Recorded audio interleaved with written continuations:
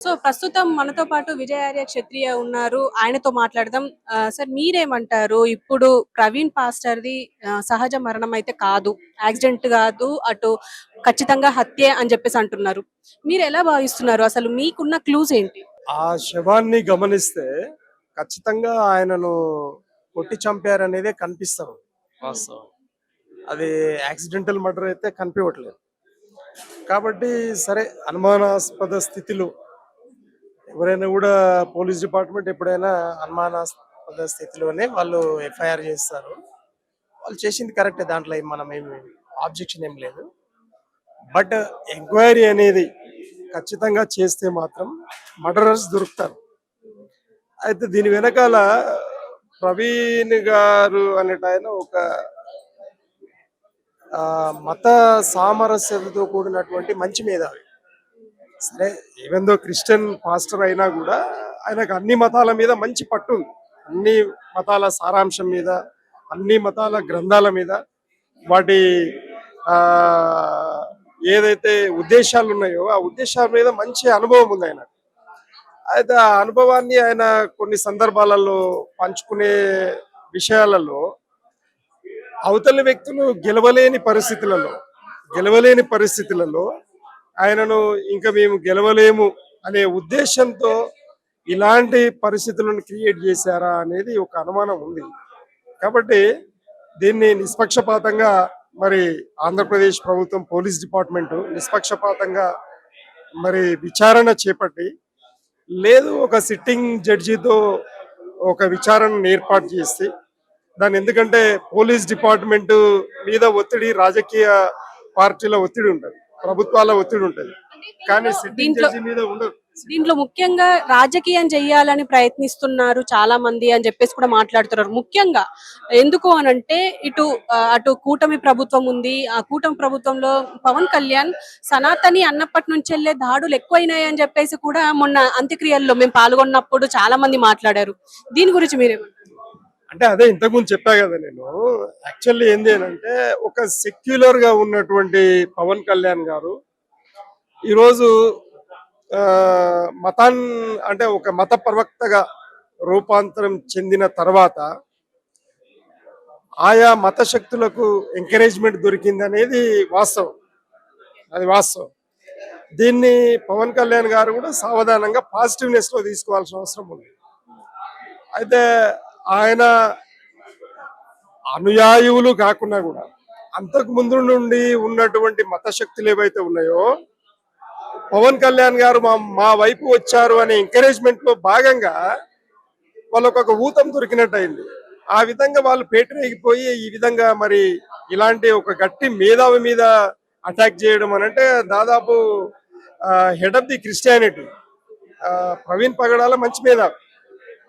కాబట్టి ఆయన ఏ కులమైనా కానీ, ఏ మతమైనా కానీ, ఒక వ్యక్తి మానవతా దృక్పథంతో మనందరం ఖండించాల్సిన అవసరం ఉంది. ఏ పార్టీలకు అతీతంగా, కులాలకు అతీతంగా, మతాలకు అతీతంగా ఒక మంచి మేధావి చనిపోయాడు కాబట్టి, మర్డర్ కాబడ్డాడు కాబట్టి మనందరి బాధ్యత అది, ఒక తోటి మానవులుగా. అయితే పవన్ కళ్యాణ్ గారు మరి ఆ విధంగా అంటే సెక్యులర్ నుండి ఒక రిలీజియస్ గా రూపాంతరం చెందిన తర్వాత అవతలి వ్యక్తులకు ఎంకరేజ్మెంట్ జరిగింది అనేది వాస్తవము. దానికి ఈ రోజు సాక్ష్యమే ఈ ప్రవీణ్ పగడాల హత్య. కాబట్టి దాన్ని బాధ్యతగా తీసుకొని పవన్ కళ్యాణ్ గారు మర్డరర్స్ పట్టుకోవాల్సిన బాధ్యత ఆయన మీదే ఉంది. కానీ ఇప్పుడు మనమందరం దీన్ని మర్డర్ అని చెప్పి నమ్ముతున్నాం. కానీ కొన్ని సీసీ ఫుటేజ్ల ఆధారంగా చూస్తే, ఇందాకనే రిలీజ్ అయింది ఒక సీసీ ఫుటేజ్. అది ఆయన ఎప్పుడైతే టోల్ గేట్ దాటక ముందే నుంచే ఆ హెడ్ లైట్ పగిలి ఉంది. ఆయన అనివేనుగా నడుపుతున్నారు. అండ్ పక్కన ఇండికేటర్ వేసుకొని, సైడ్ ఇండికేటర్ వేసి. కానీ ఇందులో ముఖ్యంగా ఆయనకు ముందే హెడ్ లైట్ పగిలి ఉంది కాబట్టి, ఎక్కడి నుంచో చేజ్ చేస్తున్నారు కాబట్టి, ఎందుకు టోల్ గేట్ దగ్గర పోలీసులను సంప్రదించలేదు? ఎందుకు ఒకవేళ ఫోను దుండగులు లాగేసుకున్నా అక్కడ పోలీసులో లేకపోతే టోల్ గేట్ వ్యవస్థనో ఎవరో ఒకరు ఉంటారు, వాళ్ళకైనా ఎందుకు ఇన్ఫార్మ్ చేయలేకపోయారు అని చెప్పేసి ఒక లాజిక్ గా అడుగుతున్నారు ఈ క్వశ్చన్. దీనికి మీరేం చెప్పారు? ఒక వ్యక్తి ఆ ప్లేస్ లో మీరున్నా నేనున్నా కూడా శరీరం అనేది, మెదడు అనేది భయభ్రాంతులకు గురై ఉంటది. ఆ సందర్భంలో ఇది చేయాలి అనేది ఉండదు కదా. ఇది చెయ్యాలి అనేది ఉండదు. ఆ సమయంలో మెదడు ఏం చెప్తే అదే చేస్తుంది. కాబట్టి ఆ సమయం భయభ్రాంతులకు గురైపోయినటువంటి ఆ వ్యక్తికి అలాంటి థాట్స్ రాకుండొచ్చు. కాబట్టి అలాగా వెంటనే ఆ ఫాస్ట్ లోనే వెళ్ళిపోయి ఉండొచ్చు. అంతే తప్పిస్తే దాంట్లో కావాలని ఏం లేదు కదా. ఇప్పుడు ఆయన మీద తప్పెత్తాల్సిన అవసరం లేదు. ఎందుకంటే ఆయన బాధితుడు. భయభ్రాంతులలో ఆయన ఆ విధంగా చేశాడు, అది జరిగింది. ఖచ్చితంగా 100కు 100% అది మర్డర్ గానే మేము నమ్ముతా ఉన్నాం. దాన్ని ప్రభుత్వ బాధ్యతగా, ఒక పౌరుడి మీద హత్య జరిగింది, మర్డరర్స్ ను పట్టుకోవాల్సిన బాధ్యత ప్రభుత్వానికి మాత్రమే. ముఖ్యంగా ఒక క్వశ్చన్ ఏంటంటే, ఇది అడగచ్చో అడగరో తెలియదు. నేను ఫేస్బుక్ లో చూసాను, హమారా ప్రసాద్ అనే వ్యక్తి, హమారా ప్రసాద్ అని ఒక హ్యాండిల్ నుంచి ఒక వ్యక్తి తప్ప తాగి బండి నడుపుకుంటూ వెళ్ళి చనిపోతే దీన్ని మతాలకు ఆపాదిస్తున్నారు అని చెప్పేసి ఒక పోస్ట్ ఉంది. దీని గురించి మీరేమో చెప్తారు? అంటే పాపం అమారా ప్రసాద్ అన్నట ఆయన వాస్తవంగా ఆయనకు తెలిసి తెలియక అమాయకత్వంలో మాట్లాడుంటాడు. ఆయన పెట్టిన పోస్టో లేకపోతే ఇంకెవడైనా క్రియేట్ చేసిన పోస్టో తెలియదు, కానీ అమారా ప్రసాదే బాధితుడు. అమారా ప్రసాదే బాధితుడు.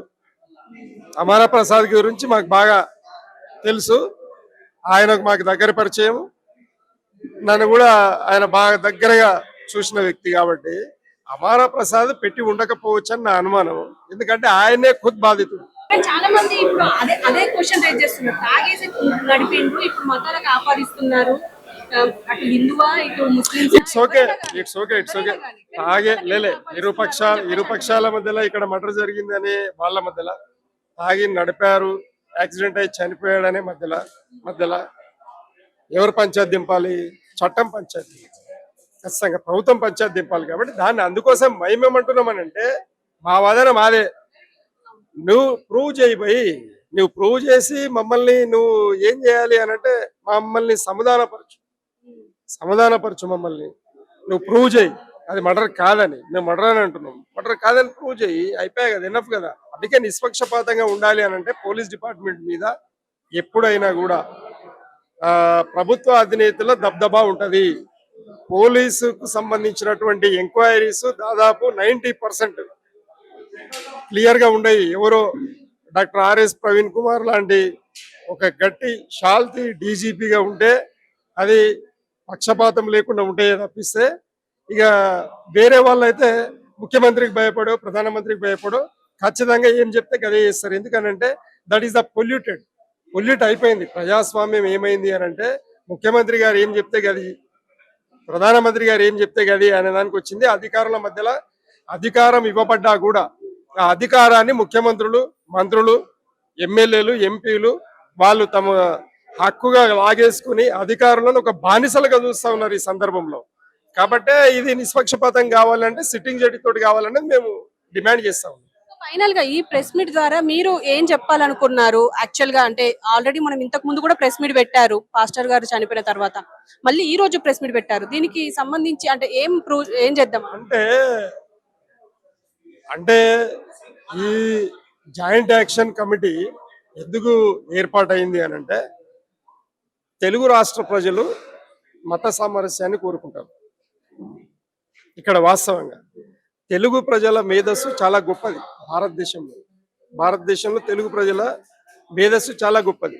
ఇలాంటి తెలుగు ప్రజల మధ్యలో మతాలను అడ్డం పెట్టి సిచ్చు రేపడం అనేది మంచి పద్ధతి కాదు.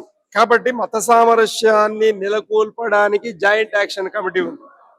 ఈ జాయింట్ యాక్షన్ కమిటీ ముఖ్య ఉద్దేశం ఏంటంటే మత సామరస్యాన్ని నెలకొల్పాలి, కొట్లాటలు బంద్ చేయాలి, ఇంకోసారి మర్డర్లు కాకుండా చేయాలనే ఉద్దేశంతో జాయింట్ యాక్షన్ కమిటీ. కానీ ఇదేదో రివెంజ్ గా అవతలోడు ఏదో చేసిండు మేము కూడా చేయాలనేది కాదు.